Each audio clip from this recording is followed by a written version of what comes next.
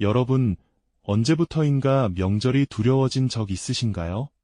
어릴 땐 그렇게 반갑던 형제 자매를 만나는 날인데 지금은 모임 날짜가 다가올수록 마음 한구석이 무겁고 불편합니다. 얼굴을 마주하면 뭘 이야기해야 할지 모르겠고 억지로 웃으며 형식적인 안부만 주고받다 돌아오는 자신을 발견하죠. 집에 돌아와서는 왜 이렇게 어색해졌을까 하는 생각에 씁쓸해집니다. 또 이런 경험도 있으실 겁니다. 동생이 새 차를 샀다는 소식을 들었는데 축하한다는 말보다 괜히 내 차가 초라하게 느껴지고 마음 한구석이 불편해지는 순간, 언니가 해외여행 사진을 단톡방에 올렸는데 좋아요 누르면서도 속으로는 우리는 아직 생활비도 빠듯한데 하는 생각이 드는 순간, 형이 자녀 대학 합격 소식을 자랑스럽게 이야기하는데 내 아이는 아직 방황 중이라 아무 말도 못하고 그냥 듣고만 있어야 하는 순간, 어릴 땐 한 이불을 덮고 자던 사이였습니다. 싸우다가도 금방 화해하고 서로의 비밀을 나누던 가장 가까운 존재였죠. 그런데 언제부턴가 남보다 더 어색한 사이가 되어버렸습니다. 전화번호는 저장되어 있는데 연락할 일이 없고 같은 부모님 밑에서 자랐는데 이제는 완전히 다른 세상을 사는 것 같습니다. 왜 이렇게 된 걸까요? 오늘은 나이 들면 형제자매가 멀어지는 이유 5가지를 말씀드리려고 합니다. 들어보시면 고개를 끄덕이실 겁니다.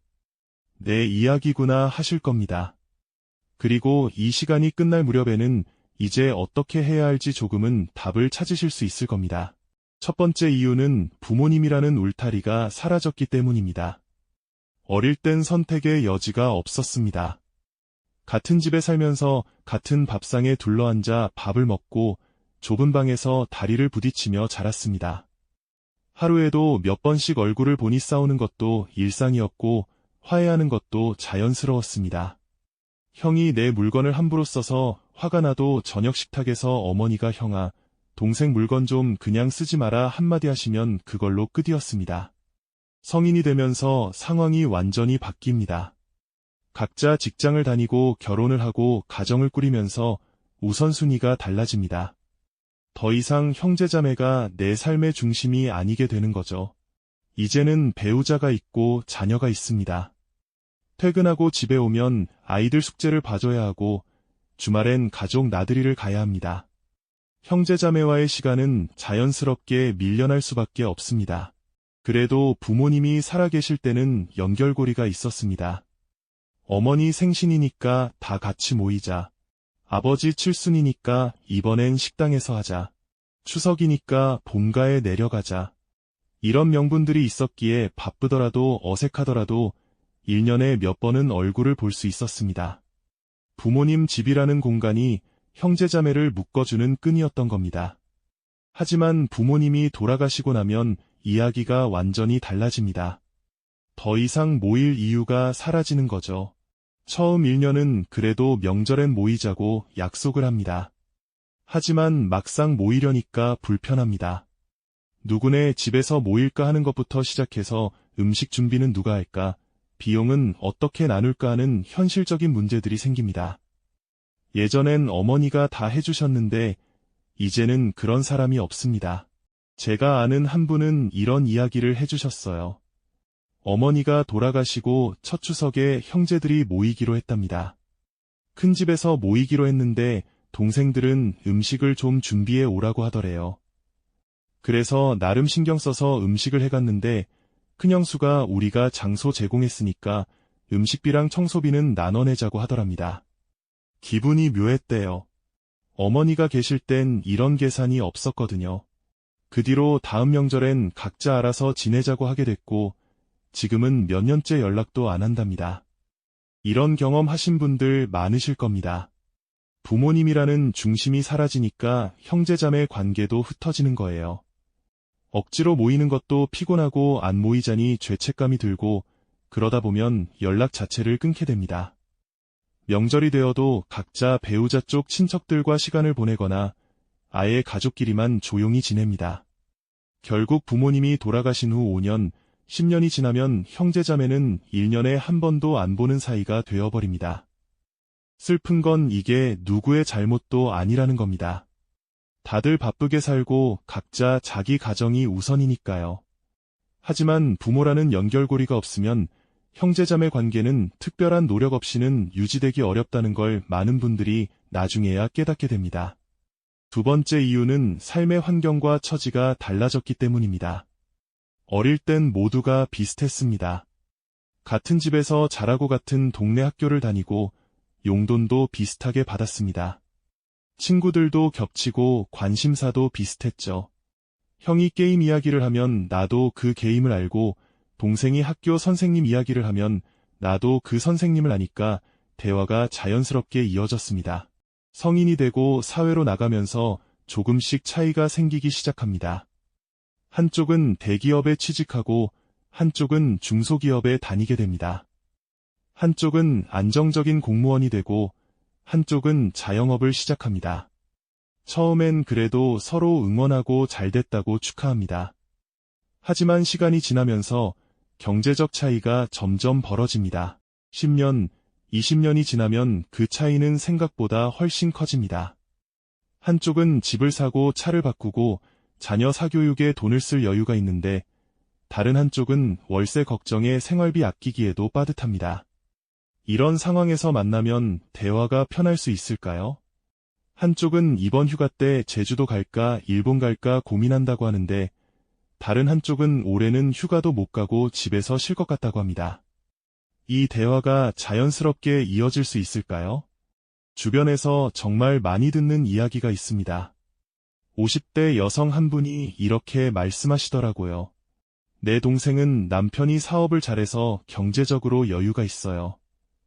만날 때마다 해외여행 다녀온 이야기, 백화점에서 명품 산 이야기를 하는데 나는 애들 학원비 대느라 허리가 휘고 시장에서 할인하는 것만 사 먹는데 무슨 할 말이 있겠어요. 처음엔 그래도 들어줬는데 자꾸 그런 이야기만 하니까 만날 때마다 나만 초라해지는 기분이 들더라고요. 그래서 이제는 동생한테 먼저 연락이 와도 바쁘다고 핑계대고 안 만나게 됐어요. 이런 경험 공감하시는 분들 많으실 겁니다. 돈 이야기를 직접 꺼내는 건 아니에요. 하지만 대화 속에서 자연스럽게 드러납니다. 한쪽은 요즘 골프 치러 다닌다는 얘기를 하고 한쪽은 병원비 때문에 걱정이라는 얘기를 하면 온도차가 느껴질 수밖에 없습니다. 환경 차이는 경제적인 것만이 아닙니다. 사는 지역이 달라져도 대화가 안 통할 수 있어요. 서울에 사는 형제는 새로 생긴 맛집 이야기, 공연 보러 간 이야기를 하는데 시골에 사는 형제는 농사 걱정, 부모님 병원 모시는 얘기를 합니다. 한쪽은 주말에 뮤지컬 보러 갔다는데 다른 한쪽은 주말에도 밭에 나가서 일했다고 하면 서로 이해가 될까요? 공감이 될까요? 가치관의 차이도 점점 커집니다. 자녀 교육만 봐도 그래요. 한쪽은 사교육에 몰빵하는 스타일입니다. 학원 몇 개씩 보내고 과외도 시키고 방학 때마다 캠프에 보냅니다. 다른 한쪽은 공교육만으로도 충분하다고 생각합니다. 아이가 알아서 공부하게 내버려 두고 놀 시간을 주는 게 중요하다고 봅니다. 서로 잘못된 건 아니에요. 하지만 대화를 하다 보면 은근히 불편해집니다. 넌 애들 너무 방치하는 거 아니야? 요즘 세상에 혼자 알아서 하겠어? 라는 말을 듣는 쪽은 섭섭합니다. 반대로 넌 애들한테 너무 스트레스 주는 거 아니야? 애들이 불쌍하다라는 말을 듣는 쪽도 기분이 나쁩니다. 이런 작은 마찰들이 쌓이면 결국 대화를 피하게 됩니다. 형제자매니까 이런 차이를 이해할 수 있을 거라 생각했는데 오히려 가족이라서 더 불편할 때가 있습니다. 친구라면 그냥 다른 사람이라고 넘어가는데 형제자매라면 왜 이렇게 다를까 하는 서운함이 듭니다. 같은 부모 밑에서 자랐는데 왜 이렇게 생각이 다를까? 내가 아무리 설명해도 왜 이해를 못할까? 이런 생각이 쌓이면 대화가 줄어들고 만남도 줄어듭니다. 결국 환경과 처지가 달라지면 서로를 이해하기 어려워집니다. 그리고 그 이해의 부족은 곧거리로 이어집니다. 형제자매라는 이름만으로는 이 거리를 좁힐 수 없습니다. 세 번째 이유는 돈 문제 때문입니다. 이것이 형제자매를 가장 확실하게 갈라놓는 요인입니다. 특히 부모님이 연세가 드시면서 병원비 문제가 생기고 돌아가신 후 유산 문제가 불거지면 그동안 쌓인 모든 것들이 터져 나옵니다. 처음엔 아주 사소한 것에서 시작됩니다. 부모님이 병원에 입원하셨는데 병원비를 어떻게 나눌까 하는 문제예요. 다들 경제적 여유가 있으면 상관없는데 한쪽은 여유가 있고 한쪽은 빠듯하면 이야기가 달라집니다. 여유 있는 쪽은 당연히 형제들이 공평하게 나눠야 한다고 생각합니다. 하지만 형편이 어려운 쪽은 조금만 봐달라고 할 수밖에 없죠. 이때 여유 있는 쪽에서 이런 말을 합니다. 나도 사정이 있는데 왜 내가 더 내야 해? 형제끼리 공평하게 나누는 게 맞지 않아? 그러면 형편 어려운 쪽은 속으로 생각합니다. 내가 돈이 있잖아. 나는 정말 없는데 조금만 이해해주면 안 돼? 이런 작은 불만이 하나씩 쌓입니다. 부모님이 돌아가시고 나면 본격적으로 갈등이 시작됩니다. 유산 문제가 등장하는 거죠. 부모님 곁에서 모시고 살던 자녀와 멀리 떨어져 살던 자녀의 생각이 다릅니다. 부모님을 모신 쪽은 이렇게 생각합니다. 나는 몇 년을 부모님 병수발을 들었어. 내 삶을 다 희생했다고. 당연히 나한테 더 많이 주는 게 맞지 않아? 멀리 살던 쪽은 이렇게 생각합니다. 부모님 재산은 부모님 거야. 형제끼리 법대로 똑같이 나누는 게 맞지. 왜 내가 더 가져가려고 해? 양쪽 다 자기 나름의 논리가 있습니다. 그래서 합의가 쉽지 않아요. 제가 아는 한 가정은 이 문제로 완전히 갈라섰습니다. 세 남매였는데 큰딸이 부모님을 모시고 살았어요. 둘째 아들은 서울에서 직장 다니고 막내딸은 외국에 살았고요. 어머니가 돌아가시고 집 한 채와 약간의 예금이 남았는데 큰딸은 자기가 10년을 모셨으니까 집은 자기가 가져야 한다고 주장했어요. 동생들은 법대로 3분의 1씩 나누자고 했고요. 결국 변호사까지 동원된 법정 싸움으로 번졌고 지금은 남매끼리 완전히 연을 끊었답니다. 조카들도 서로 모르는 사이가 됐고요. 이런 일이 비일비재합니다. 돈 문제는 단순히 재산 크기의 문제가 아니에요. 그 안에는 서운함과 억울함이 깊이 박혀 있습니다. 내가 고생한 것 대비 너무 불공평하다는 생각, 왜 나만 희생해야 하냐는 분노, 가족이면서도 결국 돈 앞에서는 이렇게 변하는구나 하는 배신감. 한번 돈 문제로 싸우면 그 상처는 평생 갑니다. 시간이 지나도 잘 아물지 않아요. 내 형제가 결국 그런 사람이었구나 하는 실망이 깊게 남습니다. 그래서 명절에도 안 만나고 부모님 기일에도 따로 절하고 장례식에서 우연히 마주쳐도 서로 외면합니다. 형제자매가 남보다 더 먼 사이가 되는 겁니다. 돈은 가족도 적으로 만들 수 있는 힘이 있습니다. 그리고 한번 깨진 그릇은 아무리 이어붙여도 금이 보입니다. 형제자매 관계에서 돈 문제는 정말 조심해야 할 부분입니다. 네 번째 이유는 비교와 경쟁심 때문입니다. 형제자매는 태어날 때부터 서로가 비교 대상입니다. 부모님은 물론이고 친척들, 동네 사람들 모두가 형제자매를 비교합니다. 누구는 공부 잘한다. 누구는 착하다. 누구는 예쁘다. 이런 말들이 어릴 땐 그냥 흘려들었지만 마음속에 작은 상처로 남습니다. 나이가 들면 비교는 더 구체적이고 현실적으로 바뀝니다. 누구는 좋은 회사 다닌다. 누구는 집을 샀다. 누구는 승진했다. 누구는 자식이 좋은 대학 갔다. 이런 비교가 반복되면 아무리 사이가 좋았던 형제자매라도 불편해집니다. 특히 부모님이나 친척들이 모인 자리에서 이런 비교가 공개적으로 이루어지면 더 상처가 됩니다. 큰형은 정말 잘 됐더라. 집도 크고 차도 좋고. 아니면 막내딸은 자식 교육을 정말 잘 시켰어. 다 명문대 보냈잖아. 이런 말을 듣는 순간 다른 형제자매는 마음이 불편합니다. 한 분이 이런 이야기를 해주셨어요. 명절에 친척 어른들 앞에서 동생이 계속 칭찬을 받더래요. 동생은 의사가 됐고 큰 병원에서 일하고 있었거든요. 어른들이 야, 막내 정말 잘 됐다.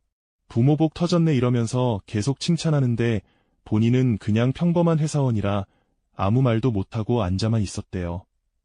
그런데 동생이 형도 열심히 사는데요. 라고 말해줬으면 좋았을 텐데 동생도 그냥 웃기만 하더래요. 그날 이후로 동생 보는 게 불편해졌대요. 또 이런 경우도 있습니다. 언니 집에 초대받아 갔는데 집이 너무 크고 좋은 거예요. 인테리어도 고급스럽고 가구도 다 명품이고 차도 외제차를 2대나 갖고 있더래요. 그걸 보는 순간 자기 집이 너무 초라하게 느껴지더래요. 내 집도 나름 열심히 꾸몄는데 비교가 되니까 말이 안 나오고 괜히 우울해지더라고 하시더라고요. 그 뒤로는 언니가 집에 놀러 오라고 해도 핑계대고 안 가게 됐대요. 겉으로는 잘됐다, 축하한다고 말합니다. 하지만 속으로는 복잡합니다. 왜 나는 저만큼 못했을까? 내가 뭘 잘못한 걸까? 이런 생각이 들면서 자존심이 상하고 열등감이 생깁니다. 형제자매와의 만남이 더 이상 편안하지 않게 되는 거죠. 부모님이 형제자매를 비교하는 말 한마디가 결정타가 되기도 합니다. 형은 이렇게 잘 사는데 넌 왜 아직도 그러고 있니? 동생은 자식들 다 좋은데 취직시켰는데 내 애들은 뭐하니? 이런 말을 직접 듣는 것도 상처지만 다른 형제를 통해 전해 들어도 마음이 아픕니다. 비교는 눈에 보이지 않는 벽을 만듭니다. 만나면 자꾸 비교하게 되고 비교하면 기분이 나빠지고 기분이 나쁘면 피하게 됩니다. 자연스럽게 연락이 줄고 만남도 줄어듭니다. 형제자매니까 서로 응원하고 축하해줘야 하는데 실제로는 질투하고 시기하게 되는 자신을 발견하면 더 죄책감이 듭니다. 결국 비교와 경쟁심은 형제자매 사이에 금을 그어버립니다. 가까웠던 사이가 어느새 서먹한 사이가 되고 남보다 더 불편한 사이가 됩니다. 이건 누구의 잘못도 아니에요. 하지만 이 감정이 관계를 서서히 무너뜨리는 건 분명합니다. 마지막 5번째 이유는 관계를 방치했기 때문입니다. 이게 의외로 가장 큰 이유일 수 있어요. 형제자매니까 굳이 신경 안 써도 가까울 거라는 착각 말이죠. 친구 관계를 생각해보세요. 연락을 안 하면 멀어진다는 걸 알기 때문에 우리는 부지런히 연락합니다. 생일 챙기고 모임 만들고 커피 한잔하자고 먼저 연락합니다. 그래야 관계가 유지된다는 걸 알거든요. 그런데 형제자매는 어떤가요? 어차피 가족이니까 괜찮겠지. 나중에 연락해도 되지. 이렇게 미루다 보면 한 달이 지나고 석 달이 지나고 1년이 지납니다. 명절에 얼굴 한번 보면 그걸로 충분하다고 생각합니다. 처음엔 별 문제 없어 보입니다. 1년에 2-3번 보는 것도 나쁘지 않죠. 하지만 시간이 지나면서 문제가 생깁니다. 서로의 삶에 대해 아는 게 없어지는 거예요. 동생이 회사를 옮겼는지, 형이 건강이 안 좋은지, 언니가 남편이랑 문제가 있는지 전혀 모릅니다. 알 필요가 없다고 생각했는데 어느새 남처럼 멀어진 겁니다. 실제로 이런 일이 많습니다. 부모님 장례식에서 오랜만에 형제자매를 만났는데 할 말이 없는 거예요. 요즘 어떻게 지내? 잘 지내지? 이런 형식적인 질문만 주고받다가 어색한 침묵이 흐릅니다. 그때 깨닫습니다. 아, 우리 이미 남이 됐구나. 또 형제니까 당연히 이해해 줄 거라는 생각도 문제를 만듭니다. 평소에는 연락도 안 하다가 갑자기 돈 빌려달라고 하거나 무슨 일 좀 부탁할 게 있다며 연락하는 경우요. 부탁하는 쪽은 괜찮아 가족인데 당연히 도와주겠지 생각합니다. 하지만 받는 쪽은 왜 필요할 때만 연락하지 않은 서운함이 듭니다. 한 분이 이런 경험을 이야기하셨어요. 동생이 몇 년 동안 연락이 없다가 갑자기 전화가 왔대요.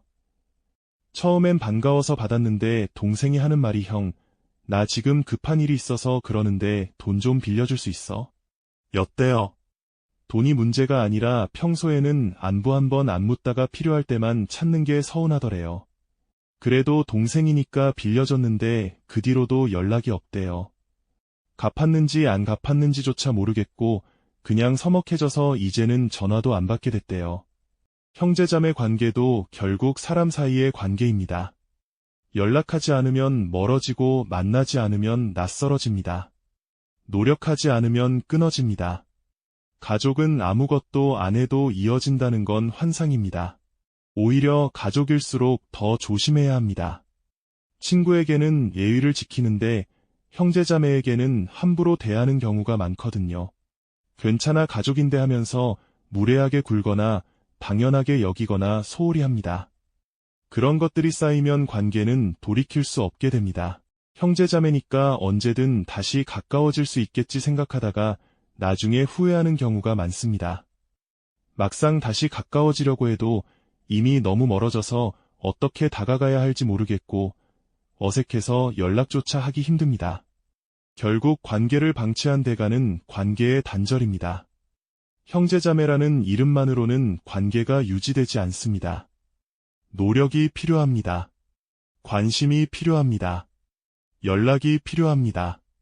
그걸 깨닫지 못하면 나이 들어 외로울 때 돌아보니 형제자매조차 없는 자신을 발견하게 됩니다. 이처럼 형제자매가 멀어지는 이유는 다양합니다.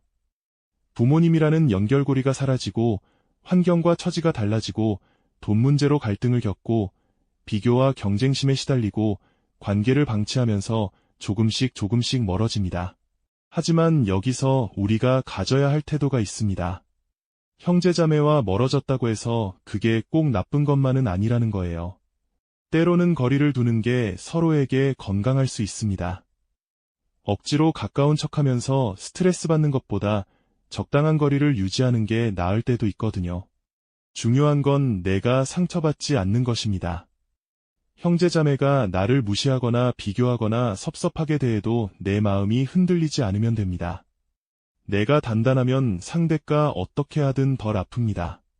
내 가치는 형제자매와의 비교로 정해지는 게 아니라 내 자신이 만들어가는 거니까요. 또 하나는 내가 먼저 손을 내밀 수 있다는 겁니다. 상대가 연락하기를 기다리지 말고 내가 먼저 안부 전화 한 통 하는 거예요. 형님 요즘 어떠세요? 날씨 추운데 건강 조심하세요. 이런 짧은 메시지 하나면 됩니다. 거창한 게 아니에요. 작은 관심 표현이 관계를 이어주는 힘이 됩니다. 그리고 서로의 다름을 인정하는 겁니다. 형제자매라고 해서 다 같을 순 없어요. 생각도 다르고 가치관도 다르고 사는 방식도 다릅니다. 그걸 인정하고 존중하면 됩니다. 내 방식을 강요하거나 상대를 바꾸려고 하지 않는 거죠. 돈 문제는 정말 조심해야 합니다. 욕심내지 말고 양보할 건 양보하고 분명히 할 건 분명히 하세요. 애매하게 두면 나중에 더 큰 문제가 됩니다. 차라리 처음부터 명확하게 정리하는 게 나중을 위해서도 좋습니다. 비교는 하지 마세요. 형제자매의 성공을 내 실패로 받아들이지 마세요. 각자의 인생이 다른 겁니다. 남과 비교하지 말고 과거의 나와 비교하세요. 내가 예전보다 나아졌으면 그걸로 충분합니다. 가장 중요한 건 내 마음의 평화입니다. 형제자매와 멀어졌다고 해서 불행한 건 아닙니다. 내가 평온하고 내 삶이 만족스러우면 어떤 관계든 어떤 거리든 괜찮습니다. 형제자매와 가깝지 않아도 내가 행복하면 됩니다. 역으로 형제자매와 가까워도 내가 불행하면 소용없습니다. 결국 형제자매 관계에서 중요한 건 관계 자체가 아니라 그 관계를 대하는 내 태도입니다. 내가 성숙하면 상대의 행동에 덜 흔들립니다. 내가 단단하면 관계의 무게에 짓눌리지 않습니다. 내가 평화로우면 거리가 문제가 되지 않습니다. 형제자매라는 이유로 무조건 가까워야 한다는 강박은 버리세요. 대신 내가 먼저 작은 관심을 보이고 서로의 다름을 존중하고 예의를 지키세요. 그게 나이 들어서도 형제자매와 건강한 관계를 유지하는 방법입니다. 멀어졌다면 괜찮습니다. 다시 가까워질 수도 있고 적당한 거리를 유지할 수도 있습니다. 중요한 건 그 선택이 내 평화를 해치지 않는 방향이어야 한다는 겁니다. 형제자매와의 관계도 결국 내 삶의 일부일 뿐입니다. 그것이 내 전부가 되어서는 안 됩니다. 나이가 들수록 관계는 줄어듭니다. 하지만 줄어드는 게 나쁜 건 아니에요. 오히려 진짜 소중한 관계에 집중할 수 있게 됩니다. 형제자매가 그 소중한 관계에 포함된다면 노력해서 지키세요. 하지만 그렇지 않다면 억지로 붙잡을 필요는 없습니다. 내가 평온하게 나이 드는 것, 내 마음이 편안한 것, 그게 가장 중요합니다. 형제자매와의 관계도 그 평온함을 위한 것이어야 합니다. 관계 때문에 괴로워하지 마세요. 내 마음을 먼저 지키세요. 그래야 어떤 관계든 건강하게 유지할 수 있습니다. 형제자매라는 이유로 무조건 가까워야 한다는 강박은 버리세요. 대신 내가 먼저 작은 관심을 보이고 서로의 다름을 존중하고 예의를 지키세요. 그게 나이 들어서도 형제자매와 건강한 관계를 유지하는 방법입니다. 멀어졌다면 괜찮습니다. 다시 가까워질 수도 있고 적당한 거리를 유지할 수도 있습니다. 중요한 건 그 선택이 내 평화를 해치지 않는 방향이어야 한다는 겁니다. 형제자매와의 관계도 결국 내 삶의 일부일 뿐입니다. 그것이 내 전부가 되어서는 안 됩니다. 나이가 들수록 관계는 줄어듭니다. 하지만 줄어드는 게 나쁜 건 아니에요. 오히려 진짜 소중한 관계에 집중할 수 있게 됩니다. 형제자매가 그 소중한 관계에 포함된다면 노력해서 지키세요. 하지만 그렇지 않다면 억지로 붙잡을 필요는 없습니다. 내가 평온하게 나이 드는 것, 내 마음이 편안한 것, 그게 가장 중요합니다. 형제자매와의 관계도 그 평온함을 위한 것이어야 합니다. 관계 때문에 괴로워하지 마세요. 내 마음을 먼저 지키세요. 그래야 어떤 관계든 건강하게 유지할 수 있습니다.